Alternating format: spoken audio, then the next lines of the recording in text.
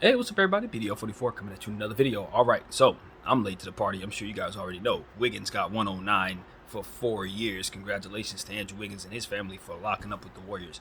Now, we knew that they were probably going to be looking to negotiate with him at some point because it was somewhat understood that he was going to be coming up on free agency on an extension of some sort. Well, that extension came, and he got it. From what I understand, he took somewhat of a pay cut, about $20 million roughly, of 10 million off of the first 2 years, from what I was just able to hear. So, um, if you look at that and then you put that next to Draymond Green's opt-in at $20 million, looks like, if you're paying attention to what the numbers look like, they're about $7 million away from being able to lock in Draymond's opt-in without doing anything abnormal to their roster. So, um, they're expecting Draymond to opt in, and they're trying to give him what it looks like, the opportunity to stay. That's what it looks like. It looked like Draymond Green said, "It'll come out of my check." Jordan Poole, you know, we weren't really thinking about the framework on that, but remember what we were saying last time, that Jordan Poole was probably taking a look at his fellow um Milwaukee, or I don't know if they're from Milwaukee, but Wisconsin State doppelganger Tyler Hero, who got 130 for 4 years from Miami. So what we were looking at is him probably wanting to top that, given the fact that he won a championship and they're pretty much the same player. And so it's like, I got a ring and stuff, so give me more. And that's exactly what we see there, 140. So all this is coming together for us to see the Golden State Warriors give Draymond Green a final hurrah. Basically, I can see what they're trying to do. Wiggins took just enough of a pay cut to assure that that could be possible, and that's probably what they were all agreeing to. They sold Wiggins on the idea this thing is going to get broke up if you take all the money you can get. It's simply 100% getting broke up. At least if you leave some money on the table, we got a chance to keep this great thing going together. We'll find a way to get the rest, but if you leave 20, we can give it to Dre and keep this thing together. So I'm sure they believe Dre is that important to help them win, and I know that they believe in what they're doing. And ain't no sense in re-signing with the Golden State Warriors if you're Andrew Wiggins, if it's not going to be a championship situation. So stay with the Warriors, take a bag and turn it into nothing, basically, if you're Wiggins, or take the pay cut and hopefully keep the band intact. So I think that's what they're trying to do: keep the band intact, pay everybody, and Dre gets the least of the money since he's knocking people out now, which is ultimately what I thought they were trying to do anyway. Find a way to afford to keep them all. I really did. That was one of the things that I said was possible. Of course, I say a bunch of things are possible, but that was one of the scenarios I had in mind, that they didn't really want to trade anybody, that they're trying to keep everybody. Um, and basically lowering Draymond's price value would ultimately allow them an opportunity to do that. So, yeah, crazy enough. That's a lot of trouble to ask somebody to take a massive pay cut. But that's exactly what it was. Instead of asking him to do it, it's just a roundabout way of forcing him to. It's basically what it looks like to me. But I don't know. I'm just a guy sitting in his apartment looking at stuff happen. So at any rate, I'm happy for everybody. I think the ultimate goal was for everybody to get a chance to stay with the Golden State Warriors. I think at the end of the day, Draymond Green has made a lot of money already, and he has a lot of money going forward. And he's going to be making a lot of money off of his media thing, because that's not going away. So I don't think Draymond Green is in as bad of a space as it probably feels like he's in, because at the end of the day, this was his final contract, not his first, and that's what needs to be understood. Jordan Poole is just now getting his money. Draymond Green had a couple of those contracts already, so that's important to consider. Wiggins, I believe this is probably his second contract, but probably the biggest one he's seen of this nature. But I don't know that for certain. I don't remember. But, people are saying, oh, he's fighting over Poole's contract, this, and that. There must be some understanding to know that Dre's already set. Like, he's set. His money's straight. So that, I think nobody's mentioning that. Nobody's mentioning that at all. It's not like they were fighting over their only bag in their career, and it's the same bag. No. But anyway, nevertheless, money is money, and depending on the person's greed, it doesn't matter how much they have, just how much they're losing. So who knows, right? Whatever. The point is, Everybody's paid today. I'm happy for everybody. I think the Golden State Warriors are happy with themselves as an organization. They kept the pieces they were supposed to keep. If you ask me, Andrew Wiggins was somebody you did not want to see walk away, and he was going to get that money somewhere else.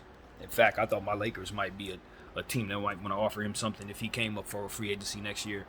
But no, the Golden State Warriors took care of that. Now the question is, how are they going to figure out the future? Because they still got a bunch of kids to pay as well. Even though they're not up for extension this year, they've taken some of their money and given it to Wiggins and Poole today too. So I don't know how they're going to figure that out, but they're going to have to. Because we all know that, there's still more to consider as that comes about, especially since they keep getting more good kids, more of them. This Patrick Baldwin dude, if they give him enough minutes, I'm pretty sure he's going to turn into a big-time shooter, man. So that's somebody else you got to consider could develop into somebody that needs to be paid. That's almost, you could see that. Kuminga, he's going to turn into somebody who needs to be paid. Wiseman, best believe it. Moody, I think so. You know what I mean? And so, yeah.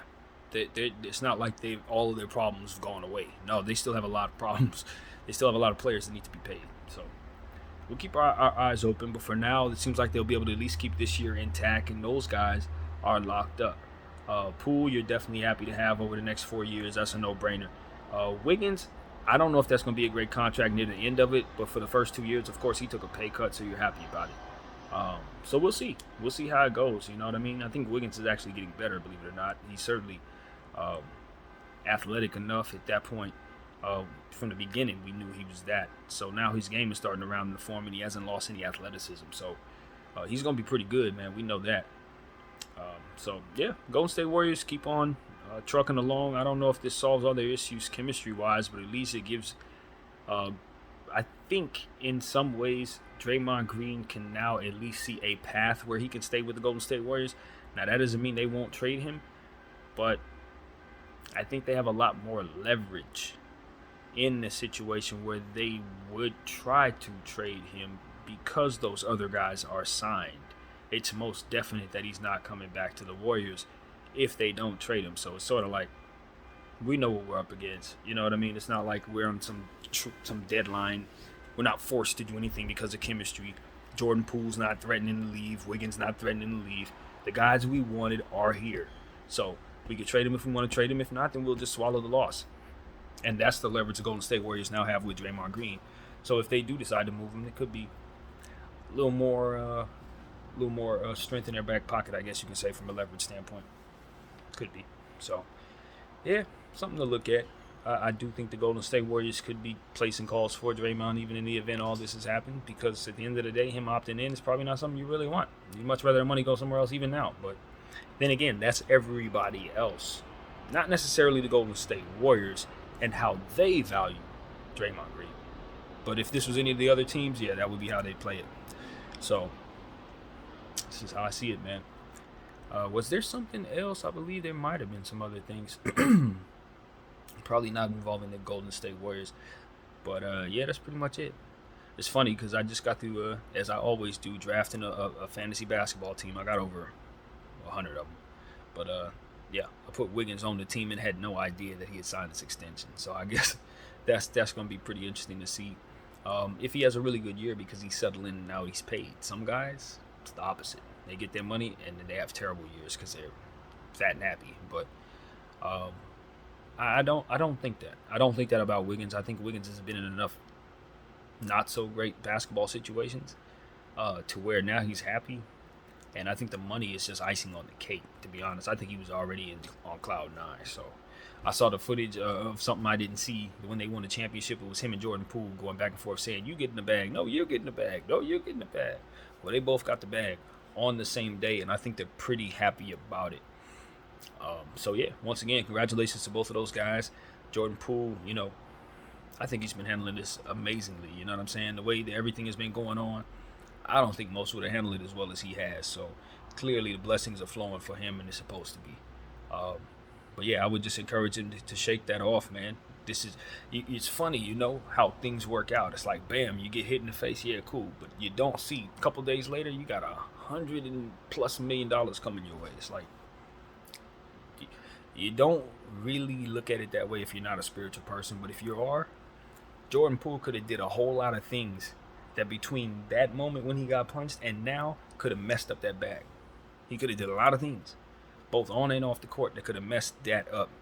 But none of those things took place, and because of it, he was able to sign that dotted line. So we should just think about that when we consider about what our egos want to do when it's time, when things like this happen. You know what I mean? Because a lot of people were talking about crashing out. Oh, you go crash out.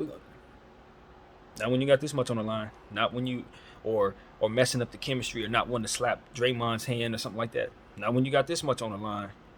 You know what I mean? Or demanding Draymond be traded and kicking up dust behind the scenes. Nope. Best thing for Jordan Poole to do, get up, shake it off, keep shooting jumpers. Because you know what? 7 days later, he's signing something big. So that's what it's about, man. Not getting in your own way. BDL 44. I thank y'all for watching. I'm out.